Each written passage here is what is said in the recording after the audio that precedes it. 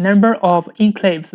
So the meaning of enclaves is a land surrounded by another land. So for a country, if this 111 is a country, it is surrounded by another country. So it's a different color. So there's only one enclaves.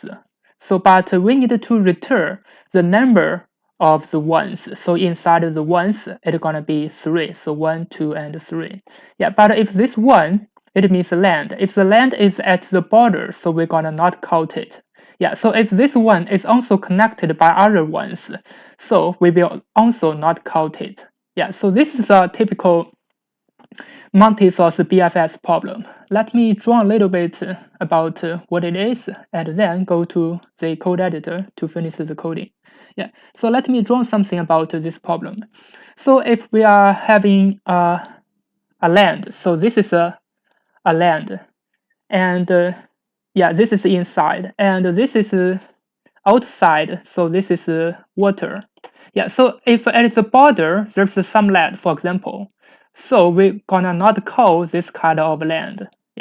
So basically this is the problem is like this.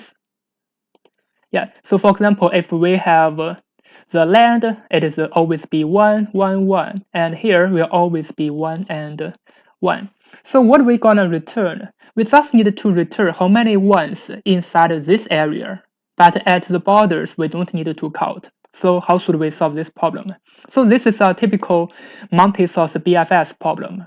So we're gonna put all those ones inside a queue for the BFS, and then we're gonna use the BFS to check.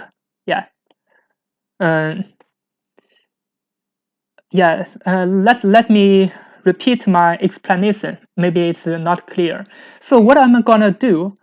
I'm gonna first check the borders. So how can I put all those ones and let all those ones become 0?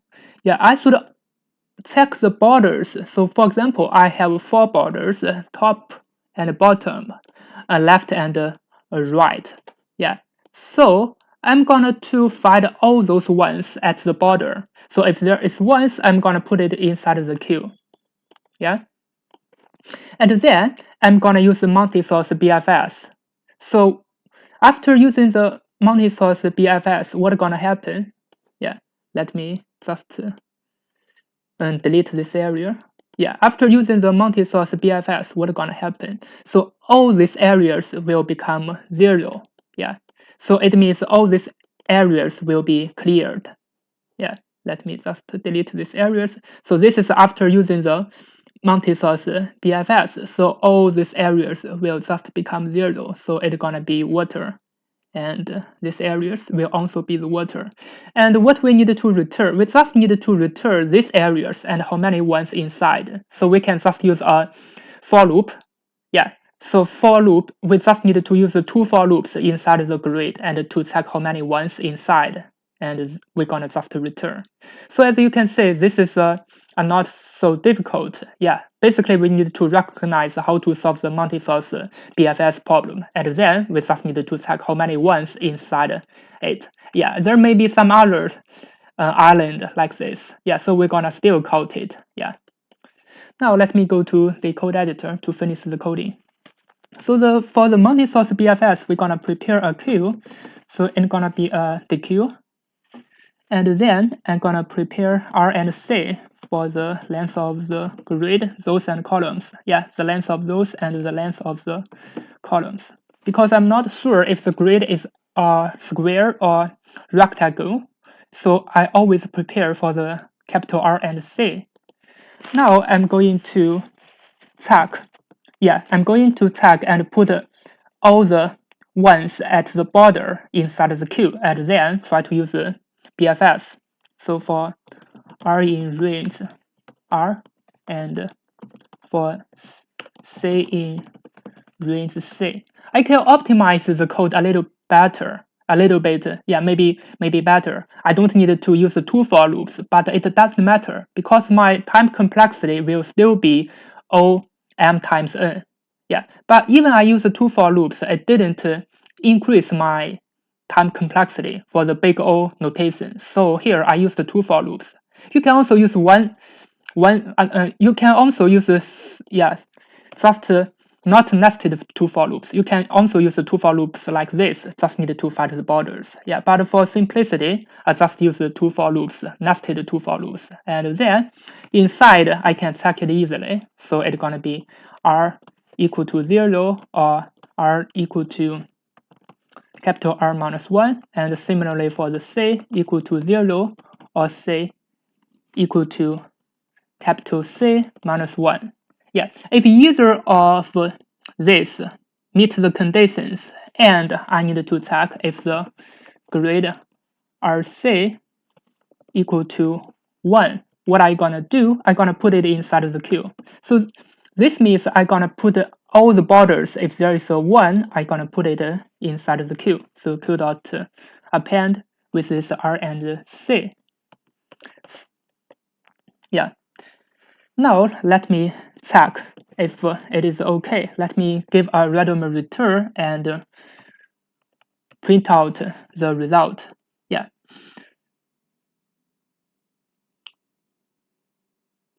So for this kind of two for loops, I don't need to have a visited set because I just need to recover the 1 to 0. This means while for the BFS, I don't need a visited set.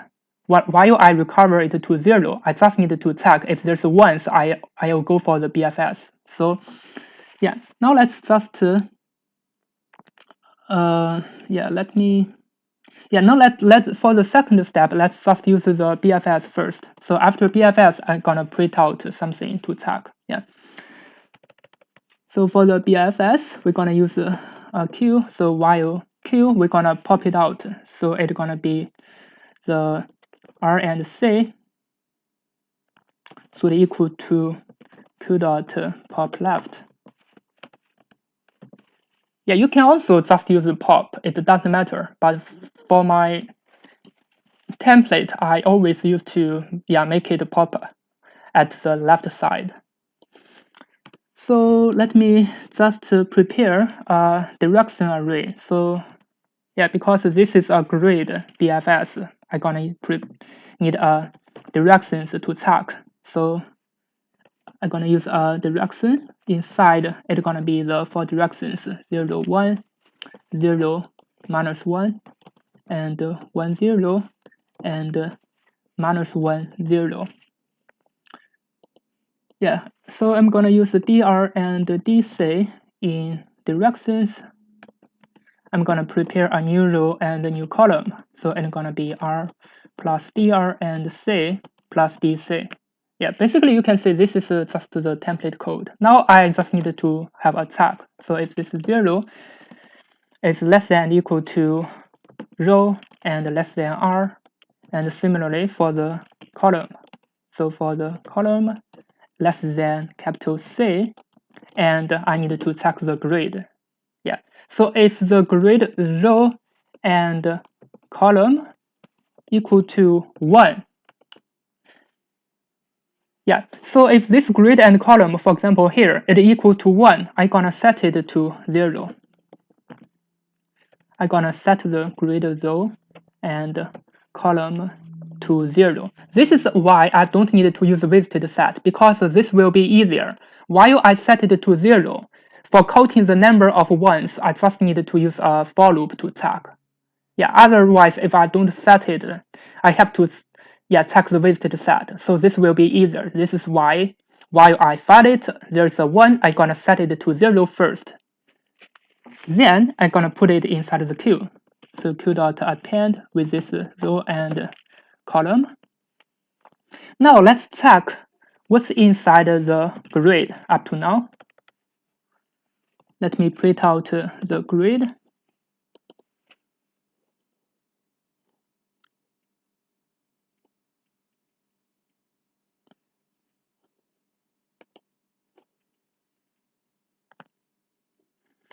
Yeah, what I expected this one to be 0, but as you can see, it is still 1. This is the second row. It is still 1. This means something wrong with my program. Yeah, with my code. So what is wrong? It is from the here.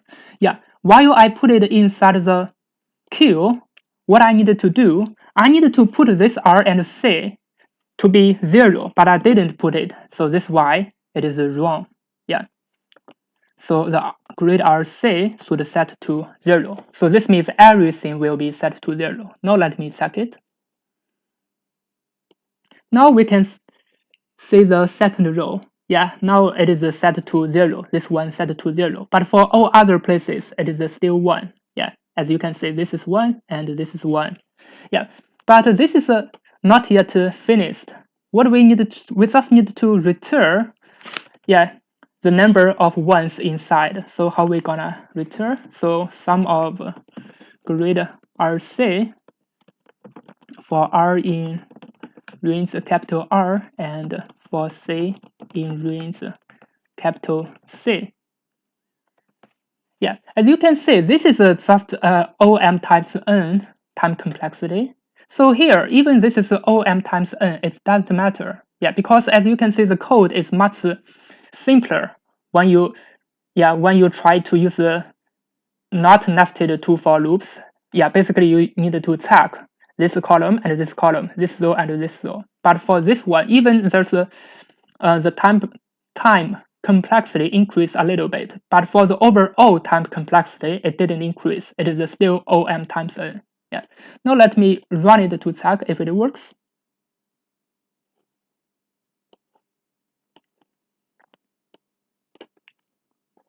Yeah, as you can see, it works. And also the code, there's not so many lines of code. Basically, everything is a template. Only for the last line of code, we just need to check how many ones. Yeah, if we are going to check how many islands just inside, so we're gonna use another DFS. But luckily for us, we just need to check how many ones, so we can use this lines of code to get the result. Otherwise, if we want to check how many islands just inside, so we have to use another DFS, so it will be double the code. Yeah, it will be 14 lines of code. Now let me submit it to check if it works. Yeah, as you can see, it works and it's pretty fast. Thank you for watching. See you next time.